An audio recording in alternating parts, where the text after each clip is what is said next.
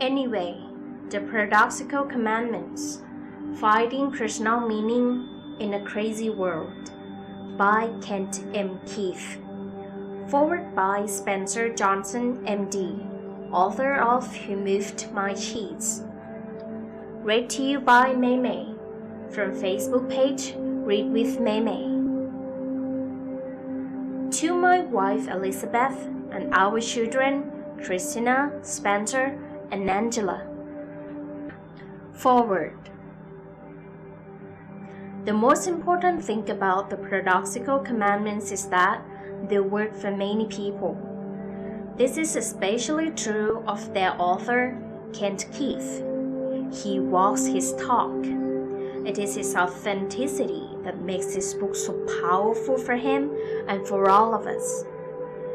When I first met Kent, I didn't know that he had written the original 10 Paradoxical Commandments, but now that I know it, I'm not surprised. In the hours that we have spent talking about life and work, he has always emphasized personal meaning and has always been clear-headed about where to find it.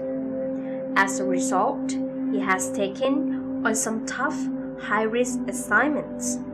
He has also had the courage to break away from some traditional patterns of life and work. After one of our longest talks, Kent walked away from prestige, power, and money to follow his heart. He left the presidency of a university to study, think, and be with his family.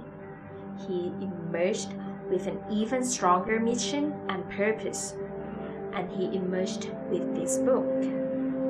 For years, I have encouraged Ken to devote more time to writing and speaking. Now, in this book, he shares his thoughts and experience about something he has always been good at, finding personal meaning. His book is simple, eloquent, and profound. It will touch you in surprising ways. Most important, it will help you live a life that is rich in personal meaning.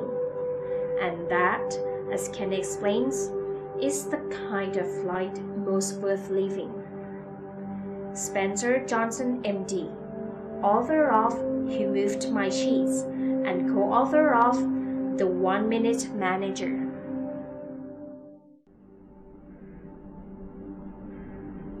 Introduction.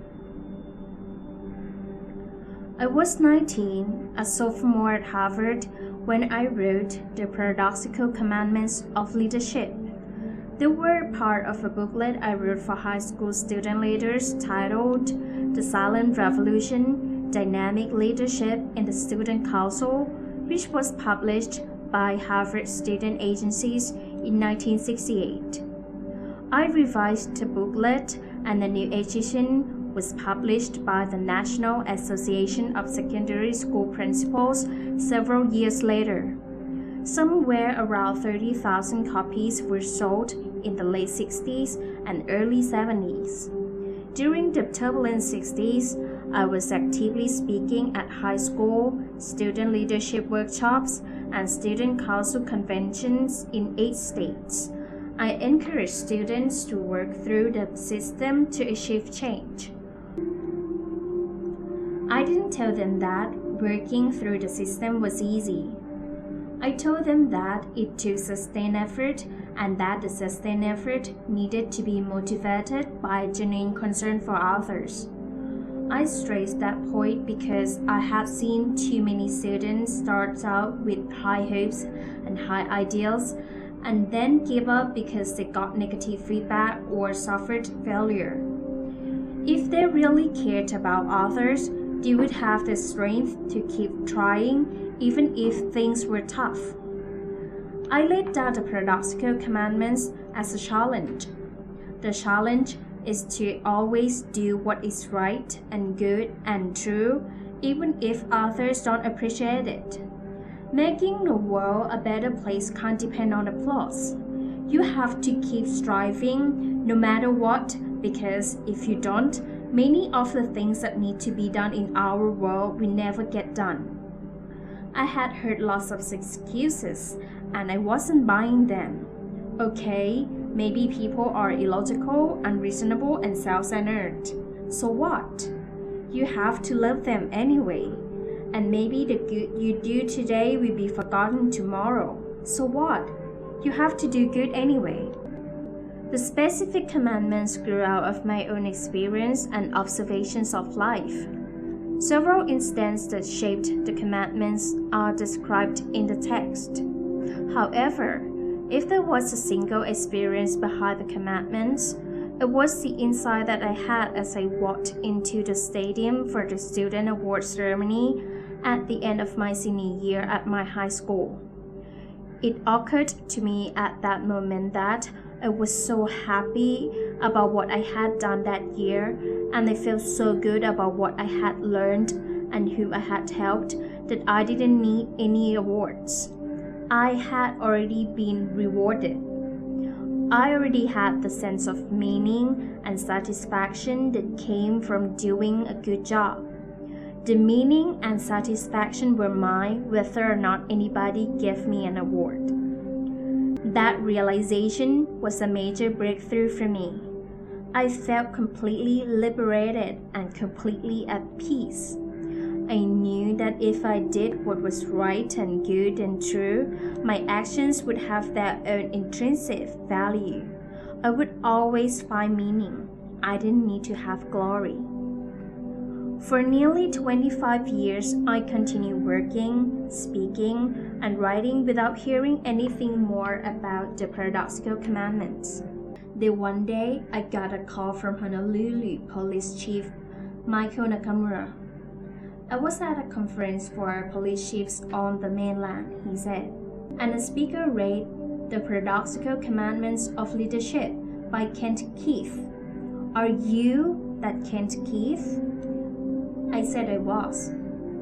A year later, a librarian at the Chaminade University showed me a printout of the Paradoxical Commandments that she had found on the internet, where it was being distributed to librarians. Months after that, Dr. Fran Newman, a faculty member of the University of Southern California, came to Honolulu to teach a course in USC's doctoral program.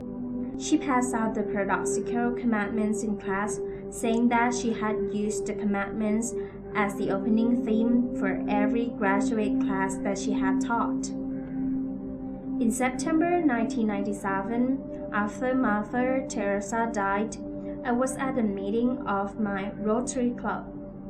It is customary to begin each meeting with a poem, prayer, or thought for the day. That day, a fellow Rotarian commented on the passing of Mother Teresa and said he wanted to read a poem she had written. As I stood there with bowed head, I heard him read something that I recognized. I went up afterward and asked him where he had gotten it. He said it was in a book about Mother Teresa. The next night, I went to a bookstore and started looking through the shelf of books about the life and works of Mother Teresa. There it was, on the last page before the appendices, in a book titled Mother Teresa, A Simple Path, compiled by Lucinda Varday. The poem was titled Anyway, and it was 8 of the Paradoxical Commandments that I had written and published in 1968. The words were reformatted to look like a poem, but otherwise were the same. There was no author listed, but at the bottom it said, "From a sign on the wall of Shishu Bhawan, the Children's Home of Calcutta."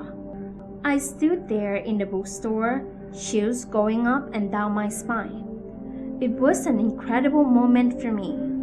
Something I had written 30 years earlier had made its way around the world to India, where Mother Teresa or one of her co-workers had thought it important enough to put up on the wall to look at every day as they ministered to their children. I was deeply moved. I had great respect for the spirituality and work of Mother Teresa. I also knew something about children's homes because my wife and I adopted our 3 children from children's homes in Japan and Romania. A few weeks after the Rotary meeting, I dropped by to see my pastor, Rev. Don Asman, to share the news about the Paradoxical Commandments. I walked into his office and saw a copy of Mother Teresa, A Simple Path on his desk.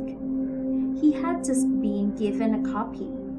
I opened the book, showed him the page, and told him the story. When I sent a copy of the book about Mother Teresa to my sister Mona in California, she passed it along to her daughter Lisa, a teacher at a private high school. Lisa was surprised. She knew the Paradoxical Commandments. They were up on the wall in the teacher's lounge. I was fascinated that the Paradoxical Commandments had spread around the world, and after 25 years, they began to come back to me in various ways and shapes. It suggested to me that people today are as hungry as ever for meaning and spiritual truth. It also suggested to me that people might want to know more about the Paradoxical Commandments. This book is for people who want to know more. It is about what the Paradoxical Commandments mean, the stories and ideas behind them, and what it means to live them. I am convinced that no matter how crazy the world is, people can find personal meaning. I am also convinced that the world would make more sense if people live paradoxical lives focused on personal meaning instead of recognition and applause. While finding meaning in our own lives, each of us can make the world a better place for all of us. Kent M. Keith, Honolulu, Hawaii, 2002.